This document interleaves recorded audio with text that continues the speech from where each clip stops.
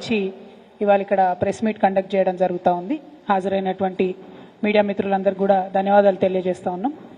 గౌరవ మాజీ మంత్రివర్యులు ప్రశాంత్ రెడ్డి గారు, స్థానిక అట్లానే గౌరవ నాయకులు పెద్దలు మాజీ ఎమ్మెల్యే గారు బాజిరెడ్డి గోవర్ధన్ గారు, అట్లానే మేయర్ గారు నీతు కిరణ్ గారు, అలీంబాయి గారు, విఠలరావు గారు, హాజరైనటువంటి తమ్ముడు జగన్ గారు, శిల్పరాజు గారు, అందరికీ పేరు పేరున ప్రతి ఒక్కరికి కూడా హృదయపూర్వకంగా నమస్కారాలు తెలియజేస్తా ఉన్నాను. సీనియర్ నాయకులు కొత్తూరు లక్ష్మారెడ్డి గారు, నవీద్ ఇక్బాల్ గారు, అట్లానే హాజరైన వారందరికీ ధన్యవాదాలు.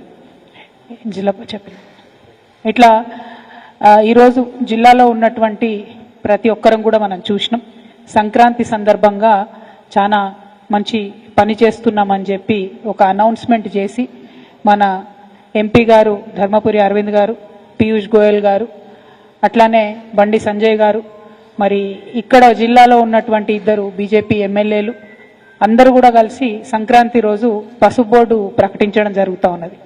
పసుపు బోర్డు ప్రకటనను మనస్ఫూర్తిగా మేము స్వాగతిస్తూ ఉన్నాం.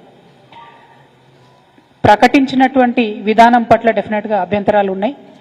కేవలం ఒక బీజేపీ పార్టీ కార్యక్రమంలా చేసినారు తప్పితే కేంద్ర ప్రభుత్వం రాష్ట్ర ప్రభుత్వంలో ఉన్నటువంటి ప్రజాప్రతినిధులందరినీ ఇన్వాల్వ్ చేసే విధంగా కార్యక్రమం చేయకపోవడం కొంచెం బాధాకరం. ఎందుకంటే ఏ ఒక్క ప్రోటోకాల్ కానీ పద్ధతిని కానీ పాటించకుండా బీజేపీ మంత్రులు, బీజేపీ ఎమ్మెల్యేలు కూర్చొని, బీజేపీ ఎంపీ కూర్చొని మరి అనౌన్స్మెంట్ చేయడం జరిగింది. రాష్ట్ర ప్రభుత్వంలో ఉండే వ్యవసాయ శాఖ మంత్రిని కానీ ఎట్లాగే జిల్లాలో ఉన్నటువంటి స్థానిక ప్రజాప్రతినిధులమైనటువంటి మా ఎవరిని కూడా ఇన్వాల్వ్ చేయకపోవడం కొంచెం బాధాకరమే. ప్రజలు కూడా ఈ విషయాన్ని గమనించారని చెప్పి నేను భావిస్తూ ఉన్నాను. ఇవాళ పసుపు బోర్డు గురించి చాలా విషయాలు ఆ రోజు మాట్లాడడం జరిగింది. నిజానికి ఈ పసుపు బోర్డు ఆలోచన చేసినప్పుడు 2014 కన్నా ముందు, ఎన్నికలకు వెళ్లే ముందు నేను పసుపు రైతులందరితో మాట్లాడినప్పుడు ఆల్రెడీ 15-20 ఏళ్ల నుంచి మేము ఉద్యమాలు చేస్తూ ఉన్నాం, కానీ ఎవరు కూడా పట్టించుకుంటలేరు. అప్పటికే అధికారంలో ఉన్నటువంటి 10 ఏళ్ల నుంచి అధికారంలో ఉన్న కాంగ్రెస్ పట్టించుకోలేదు. అంతకుముందు భారతీయ జనతా పార్టీ అధికారంలో ఉన్నప్పుడు కొద్దిగా పాజిటివ్గా స్పందించారు, కానీ మళ్ళీ ఎప్పుడు పట్టించుకోలేదని పసుపు రైతులందరూ కూడా చెప్పడం జరిగింది. చెప్పిన తర్వాత ఆ ఇష్యూ టేకప్ చేసి ఒకవేళ నన్ను మీరు ఎంపీగా గెలిపిస్తే ఖచ్చితంగా నా వంతు ప్రయత్నం చేస్తానని ఆనాడు 2014 కన్నా ముందు పసుపు రైతులకు మాటిచ్చి మరి మేము ముందుకెళ్లడం జరిగింది. మాటిచ్చినట్టుగానే 2014 నుంచి మొదలు పెడితే 2018 జూన్ వరకు, అంటే 2019లో ఎన్నికలు వచ్చినాయి, దాదాపు మళ్ళా ఎన్నికలు వచ్చే వరకు 5 సంవత్సరాలు నేను పార్లమెంట్ సభ్యురాలుగా ఉన్నప్పుడు చేసినటువంటి కార్యక్రమాలన్నీ కూడా ప్రెస్ మిత్రులందరికీ కూడా మరి ఒక 30 డాక్యుమెంట్లు దాదాపుగా మీకు అందించడం జరిగింది. ఎంపీగా నేను మే 16 నాడు ఎన్నికైతే నెల లోపలనే, అంటే 12 జూన్ 2014లోనే అప్పుడు నిర్మలా సీతారామన్ గారు కామర్స్ మంత్రి గారు ఉన్నారు, వారికి ఉత్తరం రాయడంతో ప్రారంభిస్తే ఆనాటి నుండి ప్రధానమంత్రి గారిని 2 సార్లు కలవడం, స్పైసెస్ పార్క్ ఒక పక్క పసుపు బోర్డు కోసం ప్రయత్నం చేస్తూనే ఇంకొక పక్క పసుపు ఆధారంగా రావాల్సినటువంటి పరిశ్రమల కోసం మాట్లాడుతూ ఈ దేశంలోకి పసుపు బాగా దిగుమతి అవుతున్నది, దానివల్ల పసుపు రైతులు నష్టపోతా ఉన్నారు, దిగుమతులన్నీ ఆపాలని చెప్పి ఇంకొక పక్క డిమాండ్ చేస్తూ పసుపు బోర్డుతో పాటు పసుపుకు మద్దతు ధర 15,000 రూపాయలు ఇవ్వాలని చెప్పి డిమాండ్ చేస్తూ ఒక త్రిముఖ వ్యూహంతో నేను 5 ఏళ్లు అలుపెరగని పోరాటం చేసిన విషయాన్ని నిజామాబాద్ జిల్లా రైతులందరూ కూడా నేను గుర్తు చేస్తా ఉన్నాను. ఎందుకంటే ఒక బోర్డు రావడంతో సంపూర్ణం కాదు. బోర్డు రావడం ఎందుకు, బోర్డు వస్తే అందులో డిఫరెంట్ కొత్త వెరైటీలు, అట్లానే పసుపు సాగు చేస్తే వచ్చేటటువంటి ఏవైతే బై ప్రోడక్ట్స్ ఉంటాయో, పసుపు ఆధారిత పరిశ్రమలు పెట్టడానికి అవసరమైనటువంటి సైంటిఫిక్ రీసెర్చ్ ఉంటుందో అది బోర్డు ప్రొవైడ్ చేస్తుంది. కానీ మద్దతు ధర ఉంటేనే రైతుకు గిట్టుబాటు అవుతుంది.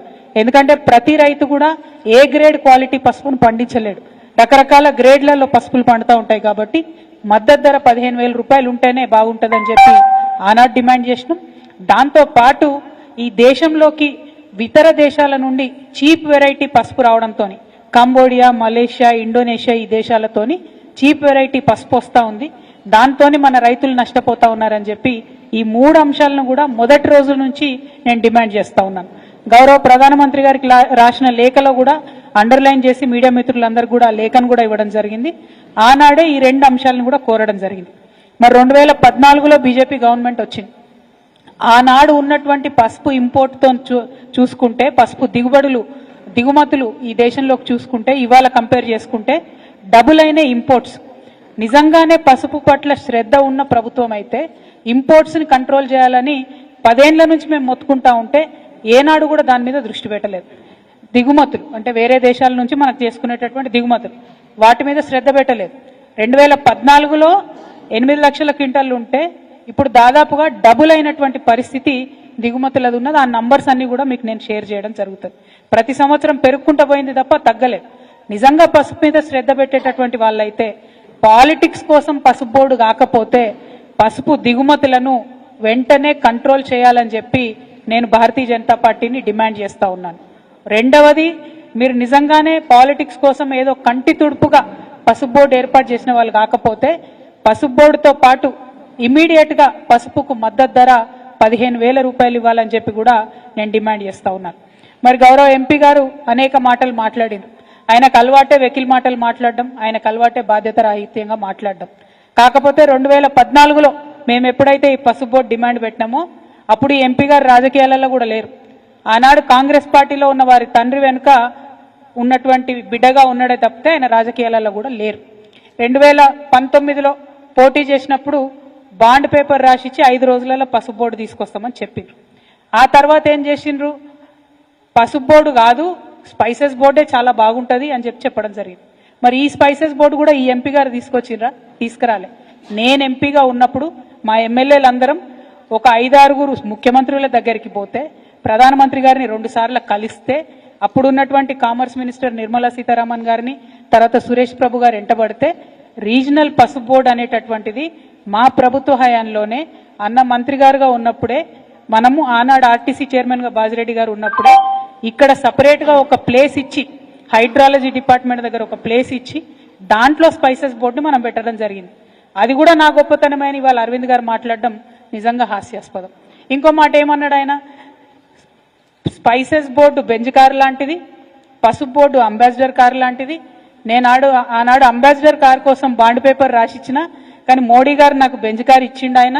కాబట్టి నిజామాబాద్ జిల్లా ప్రజలందరూ కూడా ఆనందంతో ఉత్సవాలు చేసుకోవాలని ఆనాడు చెప్పారు. మరి అలా పసుపు బోర్డు ఎందుకు ఇచ్చినట్టు? ఒకవేళ ఆల్రెడీ బెంజ్ కారు ఉంటే మళ్ళీ అంబాసిడర్ కారు ఎందుకు ఇచ్చినట్టు? అంటే ఈ వైరుధ్యం ఏంది? మీరు మాట్లాడే మాటలలో అన్ని వీడియో రికార్డ్స్ ఉన్నాయి. ఇవాళ రేపు నేను మాట్లాడలే మీరు తొండి అంటున్నారు అనడానికి కూడా లేదు. ఆయన ట్విట్టర్లోనే, ఆయన ఫేస్బుక్లోనే మొత్తం అన్ని వీడియోస్ కూడా ఉన్నాయి. ఏది, అరవింద్ గారు వేస్ట్, పసుపు బోర్డు కాలం అయిపోయింది, పసుపు బోర్డు కాలం చెల్లిపోయింది, పసుపు బోర్డుతో అయ్యేది లేదు పోయేది లేదు, కాబట్టే స్పైసెస్ బోర్డు చాలా బాగుందని ఆయన బాకా ఊదిన వీడియోలు అన్నీ కూడా ఉన్నాయి. మరి దాన్ని ఏమంటారు అన్నటువంటిది ఇవాళ బీజేపీ పార్టీ చెప్పాలి. ఎప్పటికప్పుడు ఆనాటి మందమే మాట్లాడి తప్పించుకొని తిరుగుదామంటే ప్రజలు ప్రతి ఒక్క విషయాన్ని గమనిస్తారన్న విషయం రాజకీయాల్లో ఉన్న ప్రతి ఒక్కరం కూడా చూసుకోవాలి. హుందాగా మాట్లాడాలి. మీరు పసుపు బోర్డు తీసుకొచ్చారు, సంతోషం, వెల్కమ్ చేస్తున్నాం. చాలా సంవత్సరాల డిమాండ్, మంచిది, ఇబ్బంది లేదు. కానీ పసుపు బోర్డు ఒక్కటే అంతిమ సొల్యూషన్ కాదు. దీనికి త్రిముఖ వ్యూహం ఉండాలి. ఆ త్రిముఖ వ్యూహంలో ఇంకొకటి, ఖచ్చితంగా పసుపుకు మద్దతు ధర రావాలి. మూడవది, మన దేశంలోకి వచ్చేటటువంటి పసుపు దిగుమతులన్నీ కూడా ఆగిపోవాలి. ఇంకొక విషయం, ఇప్పుడున్నటువంటి కాంగ్రెస్ పార్టీ ప్రభుత్వాన్ని కూడా మేము డిమాండ్ చేస్తూ ఉన్నాం. మేము అధికారంలో ఉన్నప్పుడు గౌరవ పెద్దలు కేసీఆర్ గారు పార్లమెంట్లో మేము 2015లో మాట్లాడి, మరి మాకు స్పైసెస్ పార్క్ ఇవ్వండి, పసుపు ఆధారిత పరిశ్రమలకు అవకాశం ఇవ్వండి అంటే ఆనాడు కేంద్రం రాసిన ఉత్తరం ఉంది, మేము డబ్బులు ఇవ్వము, మీరే డబ్బులు పెట్టుకోండి, మీరే ల్యాండ్ ఇవ్వండి, మీరే పరిశ్రమలు తెచ్చుకోండి అని వాళ్ళు చేతులు దులిపేసుకున్నారు. కేవలం మేము స్పైసెస్ బోర్డు నుంచి మీకు డిపిఆర్ చేసిస్తాం, ప్లాన్ చేసిస్తామని చెప్తే వేల్పూర్ దగ్గర ప్రశాంత్ రెడ్డి గారి ఆధ్వర్యంలో ఆనాడు 42 ఎకరాలు మేము తీసుకొని స్పైస్ పార్క్కి ల్యాండ్ ఇవ్వడం జరిగింది. దాన్ని స్పైసెస్ బోర్డు ఇచ్చినటువంటి డిపిఆర్ ప్రకారం కంప్లీట్గా అభివృద్ధి చేయడం కూడా జరిగింది. ఇప్పుడు ఉన్నటువంటి కాంగ్రెస్ ప్రభుత్వాన్ని మేము చేసే డిమాండ్ ఏంటంటే, అక్కడికి పరిశ్రమలు తీసుకొని రండి, మీరు అక్కడికి పసుపు ఆధారిత వ్యవసాయ ఆధారిత పరిశ్రమలు తీసుకొని రండి. దాని ద్వారా నిజామాబాద్ జిల్లా యువకులందరికీ కూడా ఉద్యోగాలు వచ్చేటటువంటి ఆస్కారం ఉంటుంది. మరి ఇప్పుడు ఉన్నటువంటి ఎంపీ గారిని కూడా డిమాండ్ చేస్తూ ఉన్నాం. నేనేదో రైలు తెచ్చినా, నేను రైలు తెంగానే ధర డబుల్ అయింది, త్రిబుల్ అయింది అని చెప్పి మరి గాలి మాటలు మాట్లాడుతూ ఉన్నారు. పసుపు ధర ప్రతి 3వ సంవత్సరం పసుపు ఎవరు ఏం చేసినా చేయకున్నా బంగారం లెక్క పసుపు ధర పెరుగుతుంది. దాంట్లో ఎవరు చేసేది ఏం లేదు. కానీ ఎప్పుడైతే డిమాండ్ ఉండదో ఆ సంవత్సరంలో రైతులు మనం ఆదుకోవాల్సినటువంటి అవసరం ఉంటుంది. కాబట్టే మినిమం సపోర్ట్ ప్రైస్ తీసుకురావాల్సిందిగా ఎంపీ గారిని నేను డిమాండ్ చేస్తా ఉన్నాను.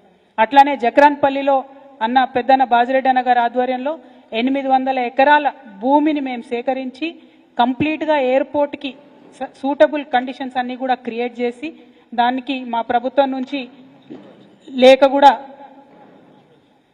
కూడా రాసినాం. కేసీఆర్ గారు ముఖ్యమంత్రిగా ఉన్నప్పుడే ఎన్ఓసి కూడా రావడం జరిగింది దానికోసం. మరి ఇప్పుడు అక్కడ ఎయిర్పోర్ట్ తీసుకొని రావాల్సిందిగా ఎంపీ ధర్మపురి అరవింద్ గారిని నేను డిమాండ్ చేస్తా ఉన్నా. ఎయిర్పోర్ట్ వస్తే పసుపు బాగుపడుతుంది, రైలు వస్తే పసుపు బాగుపడుతుంది అని అనేక మాటలు నిన్న తను ప్రెస్ మీట్లో చెప్పిండ్రు.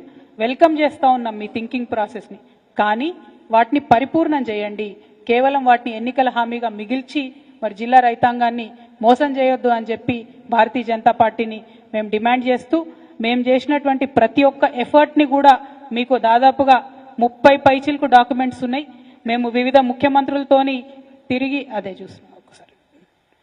తిరిగి తీసుకొచ్చినటువంటి ఉత్తరాలు, మేము బిల్డ్ చేసినటువంటి ప్రెషరు, దాంతోపాటు పార్లమెంట్లో ఆనాడే ఒక ప్రైవేట్ మెంబర్స్ బిల్లు కూడా మనం పెట్టడం జరిగింది.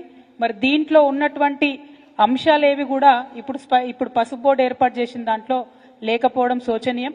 ఎందుకంటే స్థానికంగా ఉండేటటువంటి ప్రజాప్రతినిధులకు, అదేవిధంగా ఇతర రాష్ట్రాల్లో పండించేటటువంటి పసుపుకు సంబంధించినటువంటి ప్రజాప్రతినిధులందరినీ కూడా మరి ఖచ్చితంగా అందులో ఎక్స్ అఫిషియో మెంబర్స్గా చేయాల్సి ఉంటుంది.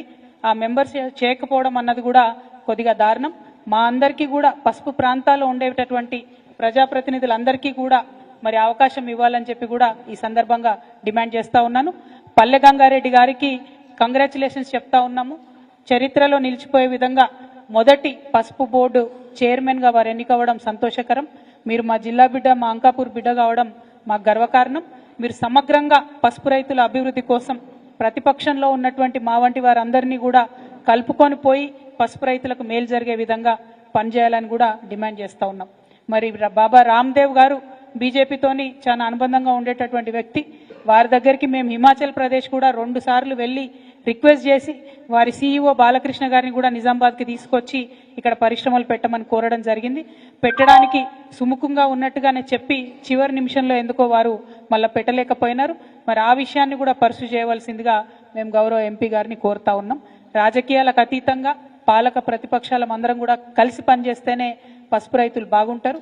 మరి ఆ విషయాన్ని మళ్ళొకసారి గుర్తు చేస్తూ పసుపుకు మద్దతు ధర తీసుకొని రావాలని చెప్పి, ఎయిర్పోర్ట్ని తీసుకొని రావాలని చెప్పి, అట్లానే పసుపు ఇంపోర్ట్స్ని, దిగుమతులను తగ్గించి వీలైతే మొత్తానికే బంద్ చేయాలని చెప్పి కూడా ఈ సందర్భంగా డిమాండ్ చేస్తూ అందరి దగ్గర కూడా సెలవు తీసుకుంటున్నాను. Thank you. జై తెలంగాణ.